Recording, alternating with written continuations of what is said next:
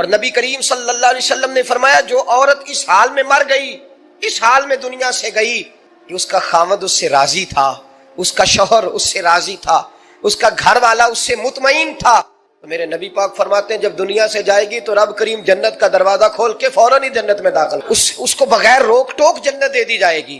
شرط یہ ہے کہ وہ جب دنیا سے جائے تو اس حال میں جائے کہ اس کا خامد اس سے شکوے نہ کرتی پھرے، شکایتیں نہ کرتی پھرے، شکایتیں نہ کرے۔ ہمارے زمانے میں شکایتیں ہوتی ہیں اور خواتین عورتیں اس بات کو سمجھتی نہیں کہ اللہ نے جو میرے نصیب میں رکھا تھا اور جو خامد رب نے میرے لیے پسند کیا تھا وہ اللہ نے مجھے عطا فرما دیا ہے۔ وہ شکوے کرتی ہیں، شکایات کرتی ہیں، اور دوسری عورتوں کو سامنے رکھ کے وہ فلاں کے حصے میں یہ چیز آئی، فلاں کے حصے میں یہ چیز آئی، فلاں کا خامد یوں کرتا ہے، شکوہ کرتی ہیں۔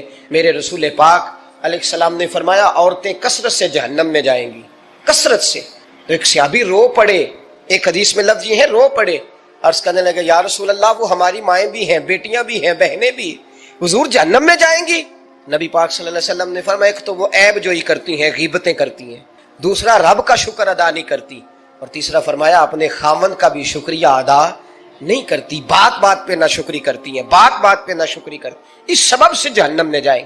عورت کے حقوق کا تعین فرمایا، اور ساتھ ہی میرے رسول پاک علیہ السلام نے مرد کی طرف توجہ فرمائی، اور کیا خوبصورت لفظ ارشاد فرمایا تم میں ہر آدمی اپنے آپ کو اچھا سمجھتا اور اچھا کہتا ہے، ہر آدمی کہتا ہے، لیکن کوئی اگر مجھے آ کے پوچھے گا کہ محبوب آپ کی امت میں اچھا کون ہے، تو حضور فرماتے ہیں میں اسے اچھا سمجھوں گا جو اپنے گھر والوں کے حق میں اچھا ہے، جو اپنی بیوی خیرکم لأہلہ، تم میں سے بہترین وہ ہے جو اپنے گھر والوں کے لیے اچھا ہے۔ اور فرمایا جاؤ میرے گھر جا کے پوچھ لو وانا خیرکم لأہلہ، میں تم سب سے زیادہ بڑھ کر اپنے گھر والوں کے لیے اچھا ہوں، تم میں بہترین وہ ہے جو اپنے گھر والوں کے لیے، بال بچوں کے لیے، بیوی کے لیے اچھا ہے۔ رسول کریم علیہ السلام نے خامن کو حکم دیا اور ارشاد فرمایا کہ عورت ٹیڑھی لکڑی ہے، بیچاری کو اللہ نے عقل پوری نہیں دی۔ ایک بچہ چھوٹا ہوتا ہے، ہمیں پتہ ہوتا ہے کہ اس کا شعور پورا نہیں، اگر کوئی غلطی کرے تو کیا اسے نکال دیا جاتا ہے گھر سے؟ بولے چھوٹا بچہ ہے وہ کئی دفعہ بڑا نقصان کر دیتا ہے، آپ کیا کہتے ہیں؟ اسے مارتے ہیں، کلاڑی لے آتے ہیں اس کے لیے؟ اس طرح کرنا چاہیے، اس کے ابے کو بلا لینا چاہیے، بےزتی کرنی چاہیے پنچایت میں بٹھا کے کہ یہ غلطی کی ہے تیرے بچے نے۔ بھائی دادا یہ کام کرتا ہے؟ بولے نا کیوں نہیں کرتا؟ وہ کہتا ہے ہمارا بچہ نہ سمجھ ہے، اپنا پوتا ہے، ہمارا اپنا ہے، اگر ہم اس کا باہر نکالیں گے تو بڑا کام غلط ہو جائے۔ لیکن وہی ابا جی جب بہو کوئی غلطی کر بیٹھتی ہے تو پنچایت بلاتے ہیں، لوگوں کے سامنے معاذ اللہ تعالیٰ بڑی کڑوی کسیلی باتیں کرتے ہیں، ایسی باتیں کرتے ہیں کہ جو ان کی بیٹی کے بارے میں کہی جائے تو وہ کبھی پسند نہ کریں، اتنے سخت جملے کہے جاتے ہیں، بیٹی والے کو رسوا کیا جاتا ہے۔ میرے نبی کریم علیہ السلام نے فرمایا یہ ٹیڑھی لکڑی ہے، بیچاری کو اللہ تبارک و تعالیٰ نے اپنی حکمت کے تحت عقل آدھی عطا فرمائی ہے، تم اگر چاہو گے سیدھی کرنا تو یہ ٹوٹ جائے گی، سیدھی نہیں ہوگی۔ حضور کیا کریں؟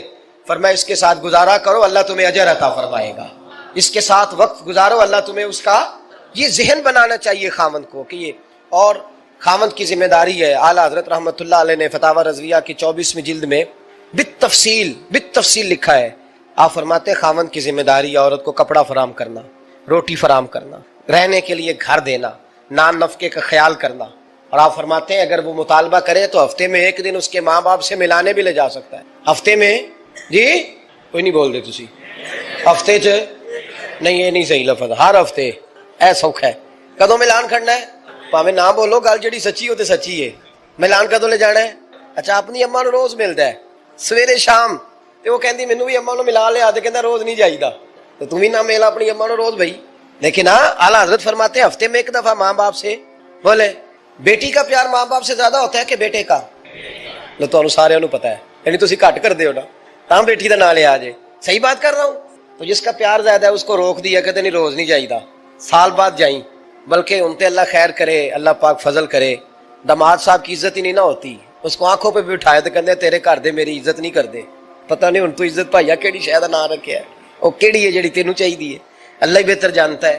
عزت نہیں کرتے تو لہذا میرا پروٹوکول نہیں، پھول لے کے کھڑے نہیں ہوتے گلی میں، وہ باہر نہیں نکلتے، وہ اشتہار نہیں چھاپتے کہ داماد صاحب آ رہے ہیں، اور ویسے بھی میں کہاں جاؤں، مطلب یہ کہ چپس بھی نہیں ہے، انہوں نے سنگ ماربر بھی نہیں لگوایا ہوا، تو میں کیسے جاؤں، میری شان کے خلاف۔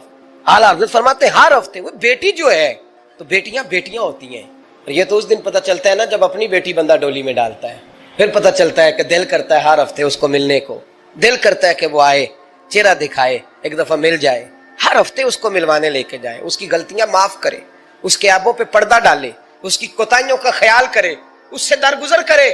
میرے نبی کریم صلی اللہ علیہ وسلم نے فرمایا میں اپنی امت کو حکم دیتا ہوں کہ اپنی بیوی سے بغض نہ پالنا، بغض نہ پیدا کرنا، کوئی غلطی کرے تو بغض نہ پیدا کرنا، بغض نہ رکھ لینا سینے میں کہ تو ہے ہی ایسی، تو ہے ہی، بغض نہ پالنا۔ اور کیا خوبصورت لفظ ہے حضرت خدیجہ الکبریٰ کے سرتاج کے، اور کیا لفظ ہے جناب سیدہ آمنہ کے لال کے۔ میرے نبی پاک فرمانے لگے اگر تمہیں اپنی بیوی کی کوئی عادت ناپسند ہے تو غور کر لو، ڈھونڈ لو، اس میں ایسی بھی عادت تمہیں ضرور مل جائے گی جو تمہیں بڑی پسند ہوگی، ڈھونڈ لو، غور کر لو، مل جائے گی، کوئی ایسی بھی مل جائے گی جو تمہیں بڑی پسند ہوگی، وہ بھی تمہیں مل جائے گی، ڈھونڈو تو صحیح، تلاش تو کرو، بغض کی اینک نہ لگانا، بغض کی اینک لگا کے دیکھو گے تو کچھ نہیں ملے گا۔ نبی رحمت سید عالم صلی اللہ علیہ وسلم، پہلی بات یہ ہے کہ اللہ کے حبیب نے تعین فرمایا، اور پھر عملی طور پر حضور نے وہ چیزیں کر کے دکھائیں۔ حضرت سیدہ طیبہ طاہرہ جناب فاطمہ کو نبی پاک نے رخصت فرمایا، حضرت علی کے گھر کے سارے کام جناب فاطمہ کرتی، سارے کام، کسی ایک جگہ بھی شکایت نبی پاک صلی اللہ علیہ وسلم نے نہیں فرمائی کہ میری بیٹی سارے کام کرتی، بلکہ حضرت اسماء کے بارے میں سیاہ ستہ میں روایت ہے، جناب ابو بکر صدیق کی صاحبزادی، یہ نبی پاک صلی اللہ علیہ وسلم کے پھپھی زاد بھائی حضرت زبیر بن عوام عشرہ مبشرہ سے، ان کے گھر میں بیاہی گئی تھی۔ حضرت جناب اسماء کہتی ہے میں مالدار باپ کے گھر سے گئی تھی، امیر باپ تھے جناب صدیق اکبر، میں تاجر باپ کے گھر سے گئی تھی، لیکن زبیر بن عوام کے گھر میں گئی تو فرماتی ہے مجھے ان کے اونٹوں کو چارہ بھی ڈالنا پڑتا تھا، مجھے گھر کے سارے کام کرنے پڑتے تھے۔ فرماتی ہے میں چنے پیس کر جانوروں کے لیے میں خوراک بھی تیار کرتی تھی، اور وہ چلے جاتے تھے تو میں ان کے گھوڑے کی دیکھ بھال بھی کرتی تھی، لیکن قربان جائیں جناب اسماء فرماتی ہیں ایک دن بھی میں اپنے باپ کے گھر شکایت لے کے نہیں گئی۔ اور عجیب لفظ ہے حدیث پاک میں، عجیب لفظ ہے، آپ فرماتی ہیں میں ایک دن گھاس لے کے آ رہی تھی، رستے میں رسول پاک تشریف لا رہے تھے، حضور اونٹ پہ تھے، بڑی خوبصورت حدیث، حضرت اسماء فرماتی ہیں میں خاوند کے گھر میں کام کاج کرتی تھی، میں چارہ لے کے آ رہی تھی، اونٹ پہ حضور تشریف لائے، حضرت امام حسن سے آ کے وظیفہ پوچھا، اس شخص نے کہا حضور اولاد کوئی نہیں تو وظیفہ بتایا، تو آپ نے فرمایا استغفار پڑھا کر، کیا کر؟ اس نے کہا ٹھیک ہے، تو حضور پھر میں دوبارہ کب آؤں؟ تو امام حسن کہنے لگے بے اولاد ہے نا تو، استغفار کا وظیفہ بتایا نا؟ کہا ہاں۔ فرمانے لگے اب اس وقت آنا جب اللہ تجھے 10 بیٹے عطا کرے گا۔ کتنے؟ 2 4 نہیں، 10 ہی کہہ دیے۔ تو حضرت امیر معاویہ رضی اللہ تعالیٰ دیکھا، کہنے لگے حسن اتنا بڑا دعویٰ؟ آپ فرمانے لگے میں نے کہہ دیا نا تو اللہ فضل کرے گا، ہاں اللہ خیر کرے گا، خیر ہو جائے گی۔ وہ شخص کئی سالوں کے بعد آیا، کئی سالوں کے بعد، تو حضرت امیر معاویہ کو بھی ساتھ لایا، کہنے لگا حضور اللہ کے فضل سے اللہ نے 10 بیٹے عطا فرمائے، پورے 10 ہی اللہ نے دیے۔ تو حضرت امیر معاویہ کہنے لگے جناب بات تو آپ کی سچی ہو گئی، پر مجھے بھی بتائیے وظیفہ کہاں سے لیا؟ فرمانے لگے قرآن پاک سے، سورہ نوح کی 10 11 12 آیت پڑھو، اللہ فرماتے ہیں تم استغفار پڑھو، میں تمہاری بیٹوں سے بھی مدد کروں گا، مالوں سے بھی مدد کروں گا۔ تو میں نے استغفار بتائی تھی، اور قرآن میرے اللہ کا ہے، رب کا وعدہ جھوٹا ہو سکتا؟ فرمایا 10 بیٹے ملنے تھے، میں نے کہہ جو دیا تھا۔ اور میرے بھائیوں یاد رکھیں استغفار اللہ کی رحمت نازل کرتا۔ نبی کریم علیہ السلام نے فرمایا میں دن میں 100 مرتبہ استغفار کرتا ہوں، دن میں۔ توبہ والا کہتا ہے کہ میں بھول گیا تھا مجھے معافی مل جائے، اور خشیت والا کہتا ہے میرا یار ناراض نہ ہو جائے، وہ استغفار ہی کرتا رہتا ہے، وہ معافی حضرت رومی نے مثال دی ہے، فرماتے ایک عورت تھی تو بھیک مانگا کرتی تھی، ایک دن بادشاہ کے دروازے پہ بھیک مانگنے گئی تو بادشاہ کو پسند آ گئی، اس نے نکاح کر لیا۔ 20 کنیزائیں اس بی بی کے پاس تھی خدمت کرنے کے لیے، روٹی دینے کے لیے، کپڑا دینے کے لیے، لیکن وہ ہر وقت روتی رہتی، ہر وقت روتی۔ ایک سمجھدار کنیز کہنے لگی کہ ملکہ اب تیرا درجہ بہت بڑا ہے، تو ہر وقت روتی رہتی ہے، معافی مانگتی رہتی ہے ہر وقت، کون سی ایسی نعمت ہے جو تیرے پاس نہیں؟ تو وہ کہنے لگی اس لیے تو روتی ہوں۔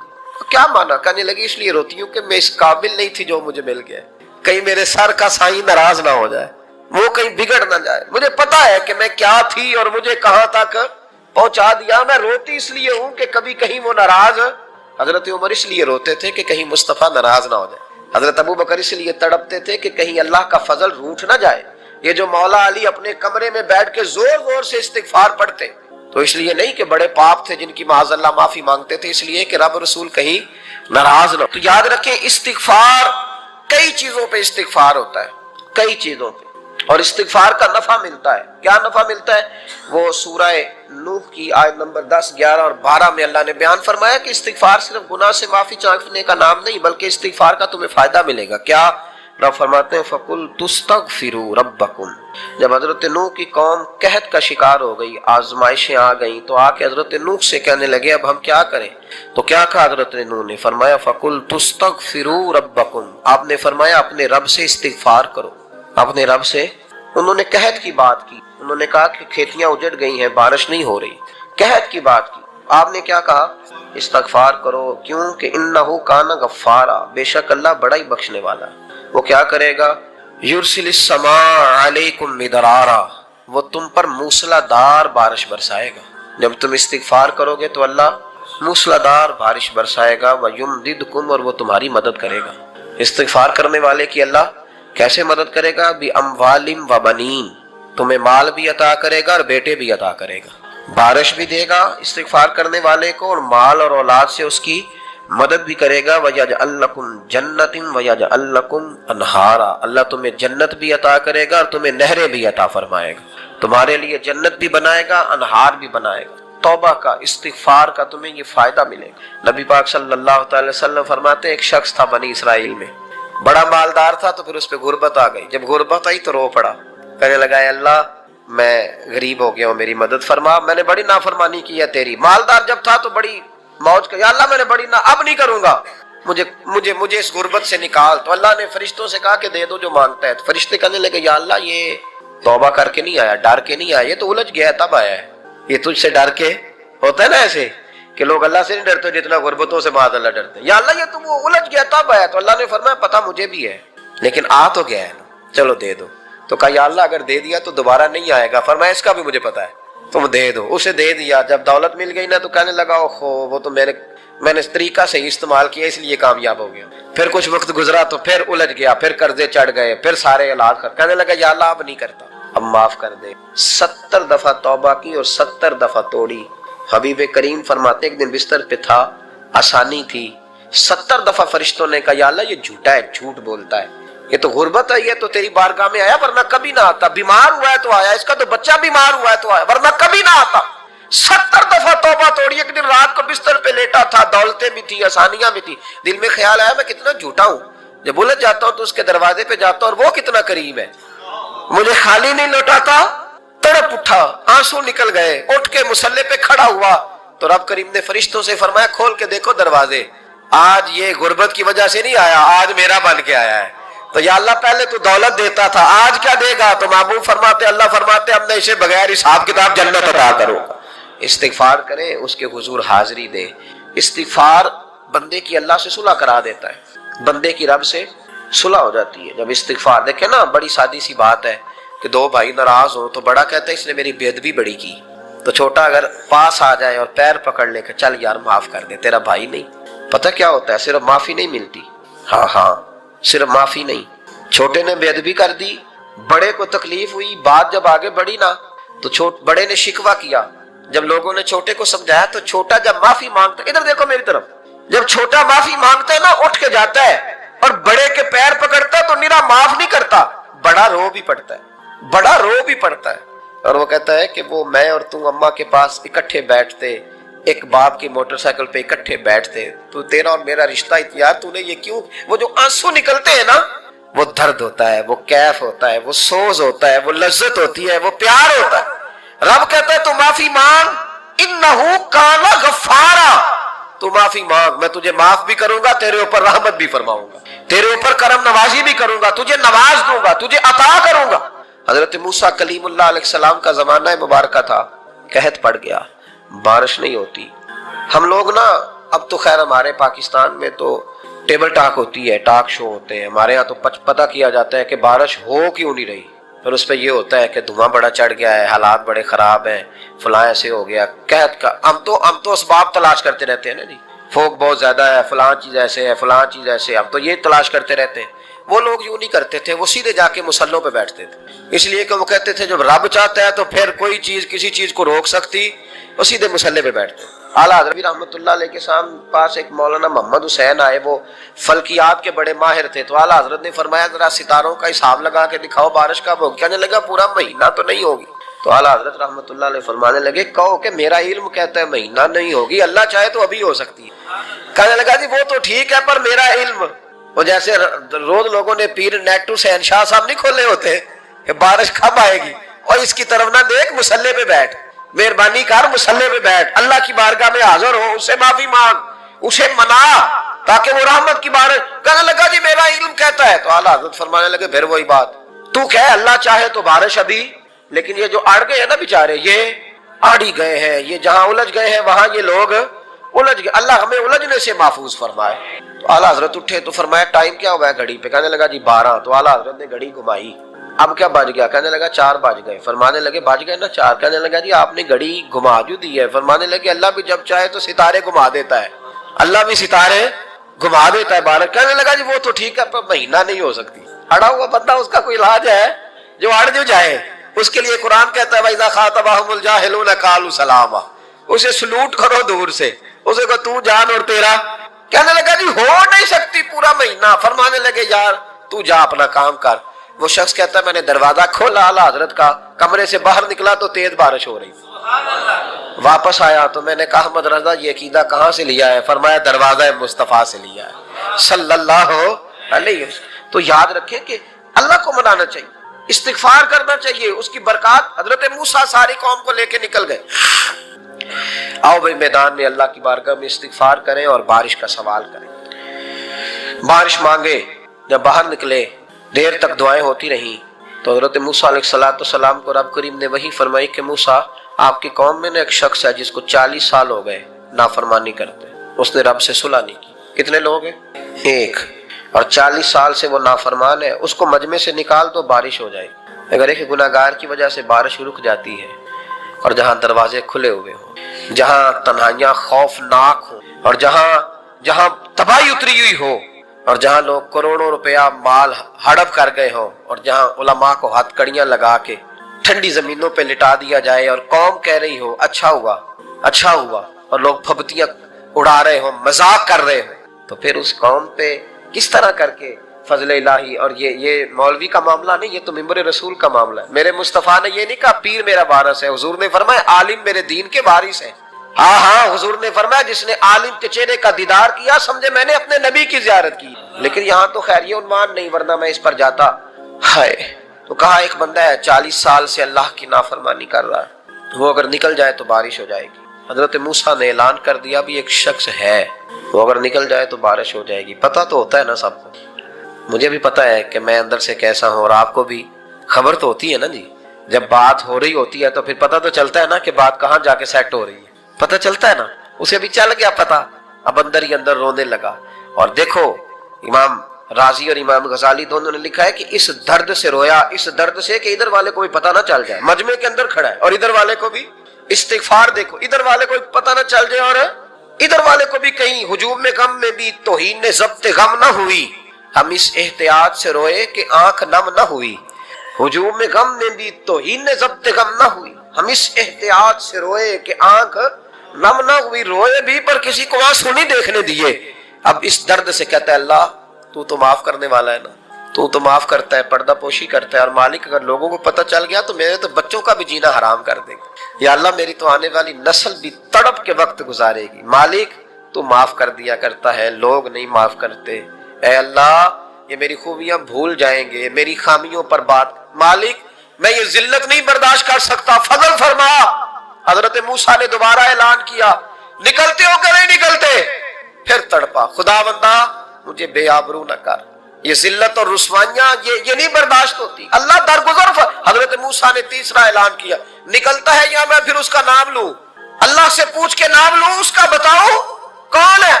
اب تو تڑپ گیا، کہنے لگا مالک میں تیری بارگاہ میں استغفار کرتا ہوں، آئندہ نہیں کرتا، آئندہ نہیں کرتا۔ یہ لفظ ادا کیے بندہ کوئی بھی نہیں نکلا، رب کریم نے بارش عطا کر دی، تیز بارش جب برسی نا، تیز بارش، تو لوگ تو نہیں دیکھ کے دوڑ گئے۔ تو حضرت موسیٰ کہنے لگا یا اللہ مجھے بھی تو بتا، تو نے کہا تھا کہ جب تک بندہ نہیں نکلتا بارش نہیں ہوگی، تو نکلا کوئی بھی نہیں، بارش ہو گئی، ماجرا کیا ہے؟ تو رب کریم نے فرمایا موسیٰ بس اس نے مجھ سے صلح کر لی، اس نے مجھ سے صلح کر لی. اور امام غزالی نے لفظ لکھے, حضرت موسیٰ نے پوچھا, حالانکہ اللہ اپنے نبیوں کو غیب کے خزانے دیتا ہے, پوچھا کہ اے اللہ مجھے اس کا نام بتا دے. تو رب کریم نے فرمایا موسیٰ جب گناہگار تھا تب نہیں کسی کو بتایا, جب پاپی تھا تب نہیں بتایا, جب مجرم تھا تب نہیں بتایا, اب کیسے بتا دوں؟ فرمایا اس کی میری صلح ہو گئی ہے. اور فرمایا جو بارش نہیں نہ ہو رہی تھی وہ بھی اس کی وجہ سے نہیں ہو رہی تھی, اب جو ہوئی ہے نا تو یہ بھی اسی کی وجہ سے ہوئی ہے. یہ بارش اب جو ہوئی ہے تو یہ بھی یہ اس گناہگار کے سبب سے. اپنی راتیں اللہ کے ساتھ گزارے. مصلی پہ بیٹھے, میرے صاحب رحمۃ اللہ علیہ سے جب کوئی کہتا نا کہ بڑا پریشان ہوں تو کچھ بتائیں, تو فرماتے آج رات مصلی پہ بیٹھ کے اپنے رب سے بات کرنا, میں بھی بات کروں. بندوں کو دکھ بتانے سے عزت میں کمی آتی, اور اگر اللہ کو بندہ اپنے دکھ بتائے تو اللہ عزتیں بڑھا دیتا ہے. ترمذی شریف کی حدیث ہے, نبی پاک علیہ السلام نے فرمایا اگر تو دنیا داروں کو دکھ بتائے گا تو اللہ تجھے غنی نہیں کرے گا, اور اگر تو اپنے رب کو بتائے گا تو اللہ بڑی جلدی تجھے دنیا سے بے نیاز کر دے گا. تجھے لوگوں کی ضرورت نہیں رہے گی. استغفار کریں, کثرت سے کریں, ذوق سے کریں, مصلی آباد رکھیں. ہر شے دیکھو نا, جس طرح کھانے کی میز آباد رہتی ہے, بستر آباد رہتا ہے, ہمارے دیگر معاملات, اگر مصلی نہ آباد رہے تو روح بے چین رہتی, طبیعت بے قرار رہتی. انسان, میں نے دیکھا ہے بڑے بڑے سمجھدار لوگ پاگلوں جیسی زندگی گزار رہے ہیں, بولتے جا رہے ہیں, بولتے جا رہے ہیں, بولتے جا رہے ہیں, ایسے کسی کو کوئی خبر کہ 6 فون اٹھائے ہوئے ہیں, ایسے جیسے ڈسٹرب ہو گئے مینٹلی طور پر. وجہ کیا ہے کہ ان سے جان نہیں چھڑاتے. کبھی سارے موبائل بند کر کے نا, سارے بچے ہر چیز سائڈ پہ کر کے مصلی پہ بھی آنا چاہیے. اور مالک تو بڑا ہی کریم ہے. ترمذی شریف کے لفظ ہے, نبی پاک نے ہمیں سمجھایا اور ایک جملے میں ساری بات ختم کر دی. حضور فرمانے لگے تو اللہ کی تھوڑے دیے ہوئے رزق پہ راضی ہو جا, وہ بھی تیری تھوڑی عبادت سے راضی ہو جائے گا.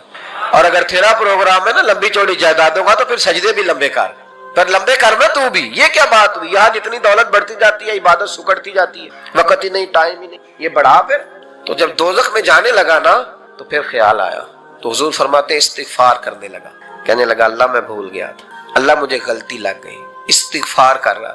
تو جب اس نے استغفار کیا تو رب کریم تو پہلے ہی بڑا قبول کرنے والا ہے. یا اللہ میں بھول گیا تو فرمایا چلو جو استغفار کرے اسے تو میں ویسے ہی معاف کر دیا کرتا ہوں, اسے بخش دو, اسے میرے فضل سے جنت میں لے جاؤ. اللہ تعالیٰ نے اس استغفار کو بڑا پسند فرمایا, بڑا پسند فرمایا. اور یہ استغفار کے جملے مالی کو اتنے پسند آئے کہ اللہ نے نبی پاک علیہ السلام کو بھی حکم دیا, کہا محبوب آپ بھی میری بارگاہ میں استغفار کریں. اگرچہ حضور کا استغفار اس معنی میں نہیں ہے, بلکہ نبی پاک کا استغفار تو بلندی درجات کا معاملہ ہے. چونکہ استغفار خود ایک عبادت ہے, تو یہ عبادت کرنے کا اللہ نے اپنے محبوب کو بھی ارشاد فرمایا. جب فتح مکہ ہوئی تو فرمایا اذا جاء نصر اللہ والفتح, جب اللہ کی مدد آئی تو پھر فتح نصیب ہوئی. ورأیت الناس يدخلون فی دین اللہ افواجا, تو پھر آپ دیکھیں گے لوگوں کو, لوگ فوجوں کی فوج